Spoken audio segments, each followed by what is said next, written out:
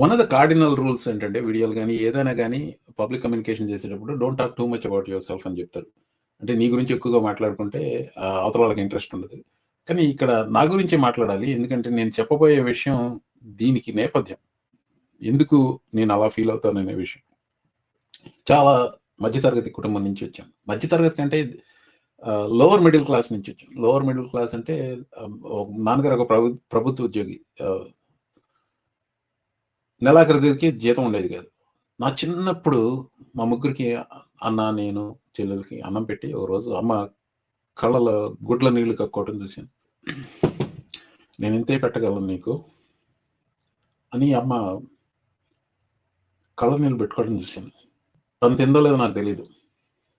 This is how I grew up. తర్వాత కొంచెం పరిస్థితులు బెటర్ అయినాయి. That's okay. తర్వాత నేను కాలేజ్‌లో థర్డ్ ఇయర్‌లో ఉన్నప్పుడు అమ్మ, నాన్న ఇద్దరు చనిపోయారు. అమ్మ జూన్ 18న చనిపోయింది. నాన్నగారు జూలై 18న చనిపోయారు. తర్వాత కష్టపడి ఎలాగో వి ఎస్టాబ్లిష్డ్ మా అన్నయ్య, నేను, చెల్లెలు. సరే కాలేజ్ అయిన తర్వాత కొద్ది రోజులు ఉద్యోగం లేకుండా ఉన్నాను. తర్వాత ఉద్యోగం చేశాను. ఉద్యోగం చేసిన టైంలో గేట్ రాశాను. G A T E graduate aptitude test in engineering. అప్పుడు అది ఉంటే గానీ మరి ఇప్పుడు ఎలా ఉందో నేను యాక్చువల్‌గా నాకు తెలీదు. అది ఉంటే గానీ ఎంటెక్ సీట్ వచ్చేది కాదు. దాంట్లో మంచి స్కోర్ వచ్చింది. ఖచ్చితంగా ఐఐటీలోనే ఇందులో వస్తుందని నేను చేస్తున్న అసోసియేట్ లెక్చరర్ ఉద్యోగంని అడిగారు నన్ను. ఇంకొక సంవత్సరం నువ్వు కమిట్ అయితే నీకు ఇస్తాము, లేకపోతే ఇవ్వము అన్నారు. నేను మాస్టర్స్ చేయాలనుకుంటున్నాను. నేను నాకు ఐఐటీస్‌లో రాకపోయినా గానీ అంటే 90s అబోవ్ గేట్ స్కోర్ వస్తే అప్పట్లో ఐఐటీల్లో వచ్చేది. కనీసం ఆర్ఈసీలోనే వస్తుంది. నేను కమిట్ చేయను అని సరే అయితే నీకు ఉద్యోగం ఇంకో సంవత్సరం లేదు అన్నారు. సరే ఓకే. సో ఆ టైంలో ఏమైందంటే నేను అనుకున్నట్టుగా ఐఐటీలో నాకు రాలేదు. నాకు ఆర్ఈసీలో అంటే ఇప్పుడు ఎన్ఐటీ ఆర్ఈసీలో ఒక ఇంటర్వ్యూ లాంటిది ఏదో పంపించారు. నేను ఊళ్ళో లేకపోవటం వల్ల వెళ్ళలేదు. సో అది కూడా మిస్ అయ్యాను. ఒక 3 నెలల పాటు చేతిలో డబ్బులు లేవు. ఉన్న డబ్బులతోనే భోజనం చేయాలి. సో అన్నని అడగటానికి అన్న కూడా ఎస్టాబ్లిష్ చేసుకుంటున్నాడు. ఆయన దగ్గర పెద్ద డబ్బులు లేవు. బావగారిని అడగడం, చెల్లెలు పెళ్ళైపోయింది. బావగారి డబ్బులు అడగటం కూడా ఇష్టం లేదు. So I didn't want to ask too much pride. రోజుకి ఒక్క పూటే తిన్నాను. 2 నెలల్లో గుర్తులేదు. తర్వాత ఐఐటీలో వచ్చింది. I never faced anything like that. ఆత్మాభిమానం అనుకోండి, ఆత్మగౌరవం అనుకోండి. రోజుకి ఒక్క పూట తింటుంటే నాకు ఆకలి అంటే ఏంటో తెలుసు. నా చిన్నప్పుడు మా అమ్మ గొడ్ల నీళ్లు కక్కుకున్నది పెద్దయ్యాక నా ఈ సొంత అనుభవం. ఎవరైనా ఆకలితో ఉంటే నేను తట్టుకోలేను. ముఖ్యంగా చిన్నపిల్లలు. తల్లిదండ్రులు డబ్బులు లేక పిల్లలకి తిండి పెట్టలేకపోతే నేను తట్టుకోలేను. ఇదంతా ఎందుకు చెప్తున్నానంటే ఇప్పుడే ఒక న్యూస్ ఐటెం చూశాను. ఇది షట్ డౌన్‌కి సంబంధించింది. ఆకలికి సంబంధించింది. డబ్బులు లేక తినలేకపోవటానికి సంబంధించింది. అంతరాత్మని చంపుకొని దేభి అనటానికి సంబంధించింది. దేభి అనలేకపోవటానికి సంబంధించింది. నేను ఒక వీడియోలో చెప్పాను. దేశవ్యాప్తంగా చర్చిలు food banks, food assistance programmes open చేస్తున్నారు అని ఫెడరల్ షట్ డౌన్ మూలంగా. ఎందుకయింది federal shutdown? Donald Trump మూలన. అతగాడి వ్యానిటీ మూలంగా ఫెడరల్ షట్ డౌన్ చేసి. You know the highest budget item in the United States budget? Defense.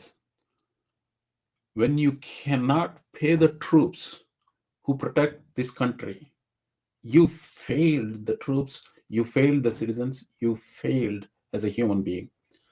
అదే జరుగుతుంది ఇప్పుడు ట్రంప్ అడ్మినిస్ట్రేషన్స్ లో.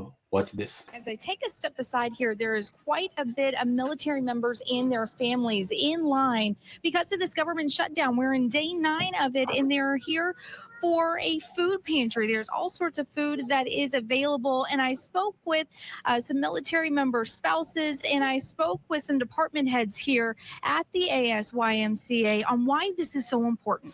What's the difference in the amount of people that you've seen from today to previously? So when we first started coming, there definitely wasn't this amount of people. It was a lot, but it wasn't this amount to where it wrapped around the building.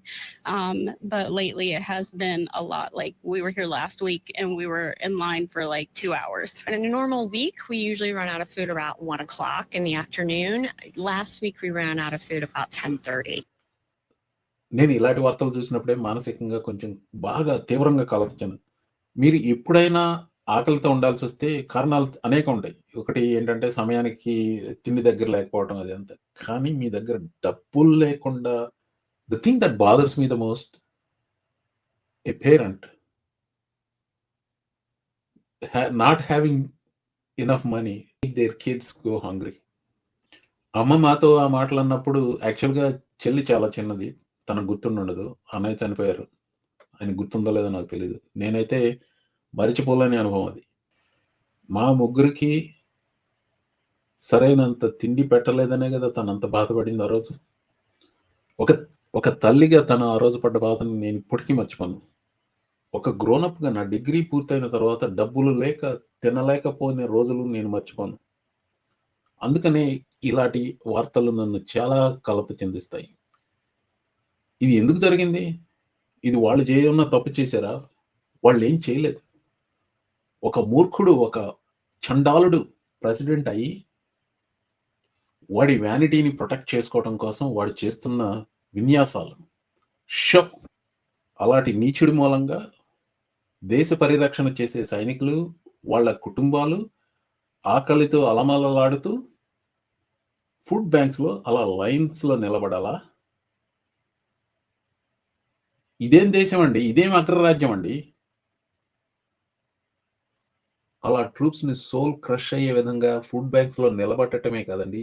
ఈరోజు October 10వ తారీఖున federal government employees అందరినీ mass లే offs మొదలుపెట్టాడు ఓఎంబీ director రస్వాట్. ఇది news ఈరోజు. విలేకరులు అడిగారు ట్రంప్‌ని. Russell Vogt said the reductions in force have begun related to this shutdown.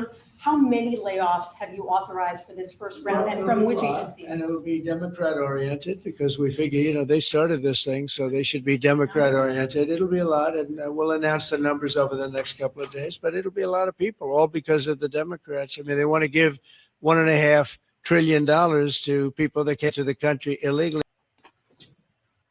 Democrat ఓరియెంటెడా? అంటే డెమోక్రాట్స్‌ని లే ఆఫ్ చేస్తున్నాడా? లేకపోతే because of democrats lay off చేస్తున్నాడా? చూడండి, ఇలాంటి విషయాల్లో కొంచెం జాగ్రత్తగానే మాట్లాడతాడు. Democrat oriented. ఆ టాకింగ్ పాయింట్ ఉంది కదా, $1 ట్రిలియన్ ఇల్లీగల్ ఇమిగ్రెంట్స్‌కి అడుగుతున్నారు. మేము ఇవ్వడానికి ఇష్టం లేదు. నమ్మి చచ్చే మూర్ఖపు ముండా కొడుకులు ఉన్నారు. ఈ దేశంలో ఉన్నారు. సింపుల్ గూగుల్ చేస్తే అది నిజం కాదని తెలిసిపోతుంది. అయినా నమ్ముతున్నారు. చూడండి, ఆర్థిక ఇబ్బందులు వస్తే, తీవ్రమైన కట్స్ చేయాల్సి వస్తే ప్రజలు కొంత అర్థం చేసుకుంటారు. ఇట్లా కాదు, నేను అన్ని రాజకీయాలే ఆడతాను, నా ప్రత్యర్థులను నాశనం చేస్తాను, అందులో ఎవరు మసి అయిపోయినా నాకు పర్వాలేదు అనుకునే ఈడే ప్రెసిడెంట్ అండి. This is what is happening in United states. 800,000 federal employees. It's not a small amount. ఈరోజు స్టాక్ మార్కెట్ నాస్డాక్ 820 పాయింట్స్ పడింది. Well, let's see where this goes. Yeah, Democrats తప్పని చెప్తారా? Really? Who's in charge? సెనెట్‌లో ఫిలిబస్టర్‌ని రద్దు చేసి ఎన్నెన్నో bills pass చేశారు. అవసరమైతే దీన్ని కూడా పాస్ చేసుకోమనండి. లేదు, ఇది డెమోక్రాట్స్‌కి దెబ్బ కొడటం కోసమే ప్రయత్నాలు చేస్తున్నాడు. ఇస్ జస్ట్ ర్యాంట్ అండి. కొన్ని వార్తలు ఇక్కడ గుచ్చుకుంటాయి. ఈ వార్త కూడా. అందుకే ఈ వీడియో పెడుతున్నాను. తర్వాత ఇబ్బంది అనిపిస్తే తీసేస్తాను, కానీ కొద్ది గంటలైనా ఉంచుతాను.